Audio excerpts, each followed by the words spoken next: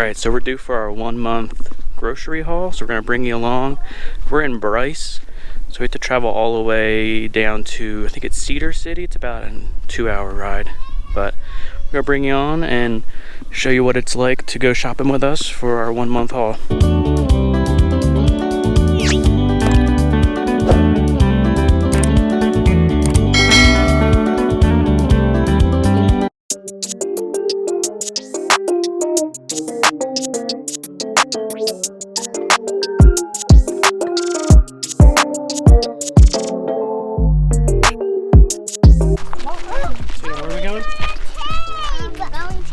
Dragon's belly. In a cave? Alright, so just a heads up, in the beginning of the trail there's this little ledge.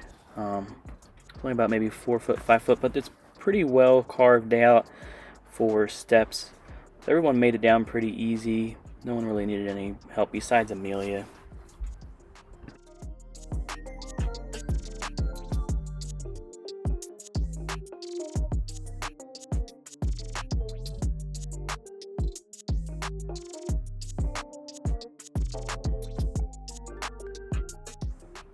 Alright, so this trail's pretty quick, or tunnel, whatever you want to call it. Maybe takes maybe 10-20 minutes to go all the way through. There's tons of carvings all the way through, so bring a flashlight, check them out.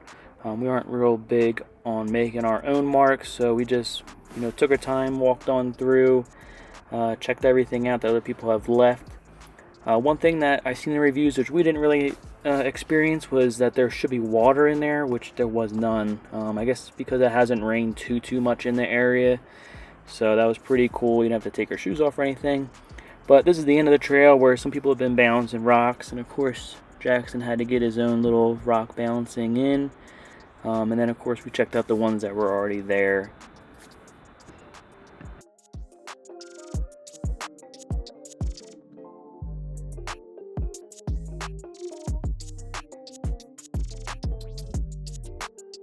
Alright, so we took the east entrance in to Zion, which is pretty cool. There is a tunnel in there.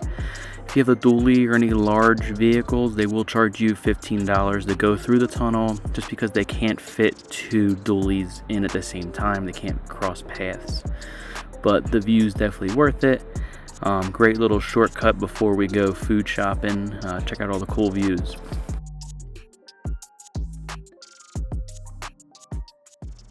Alright, so we made it to Costco. We are a family of 6, so shopping at big box stores like Costco, Sam's Club, and BJ's saves us a ton of money. About 3 months ago, we started doing a full month's grocery shopping haul at a time, mainly because we have been in areas like Bryce Canyon where stores aren't really close, and because we were tired of food shopping every single week. So we decided to start doing a whole month haul, and that's what you guys are going to be seeing here in this video.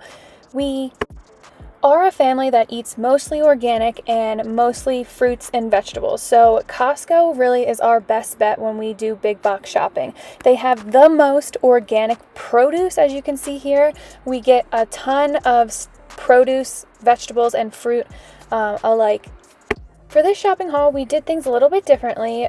We did get a lot more raw fruits and vegetables than we normally do, because we are working on incorporating a little bit more raw foods into our diet. When we grocery shop for a whole entire month, we basically take our 1 week grocery list and times it by 4.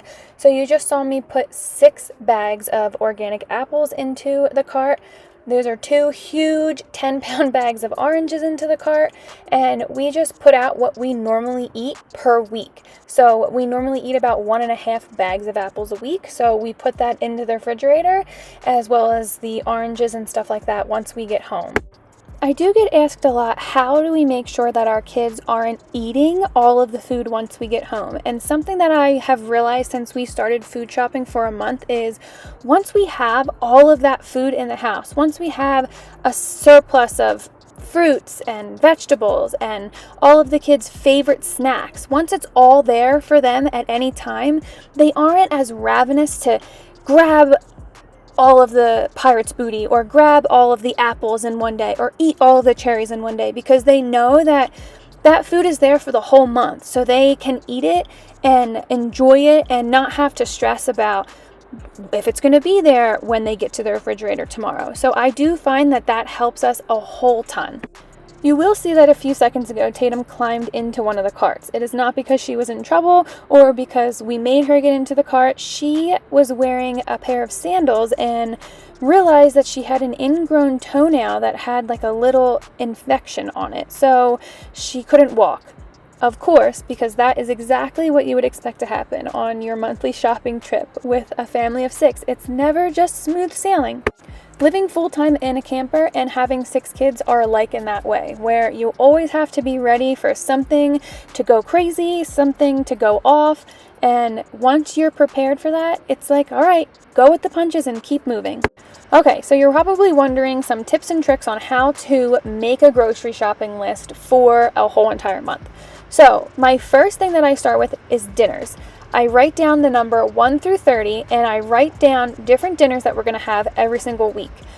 We do staples in our house like Friday pizza nights, Taco Tuesdays, steak, burger night. We do a lot of rice and bean bowls just because they're so good, so easy, and so cheap. And you can stuff them with lots of vegetables. So I write down all of the dinners that we're going to have. And then I go to lunches. Normally I pick 1 or 2 lunches that we'll all have each week and then plan for them so that if the kids want to have mac and cheese one day, then they can have mac and cheese. But if they want to have chicken one day, they could have chicken one day. After I plan for lunches and dinners, I go to breakfast. So breakfast, we normally do the same things.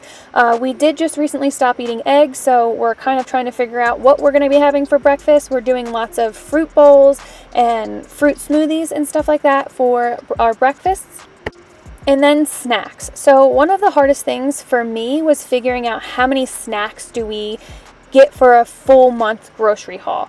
So I just was really aware of what our family was eating for a few weeks, and I realized how many bags of, chippy things that we were eating, how many granola bar type things we were eating, and I just kept track of that and estimated how much we would be getting at the store each week, and then just times it by 4 for the entire month. Now, sometimes we do run out of snacky stuff and we have to run to the store. Sometimes we do run out of fresh fruits and vegetables because we eat them all up quickly and we run to the store, but we're normally spending about $50 to $75 at our random store trips for odds and ends.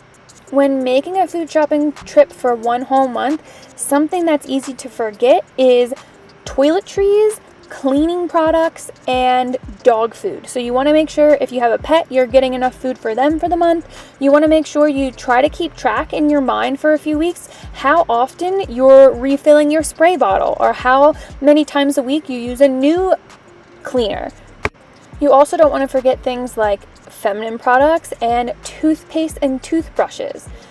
Another trick when we first get home is unload everything. So the family unloads everything and I start putting things away. Before we went on this shopping trip, I cleaned the entire refrigerator out. I wiped all the shelves down and I got it ready for when we got home so that I could just start putting things away.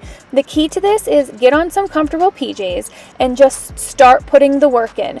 We store a lot of the food up above our cabinets because that's where we have storage, and then we just Tetris everything into the refrigerator the best that we can. This was our food shopping trip for a whole month. If you guys have any questions or comments, leave them in the comments below and we will answer them whenever we can. Make sure to like, subscribe, and share with your friends.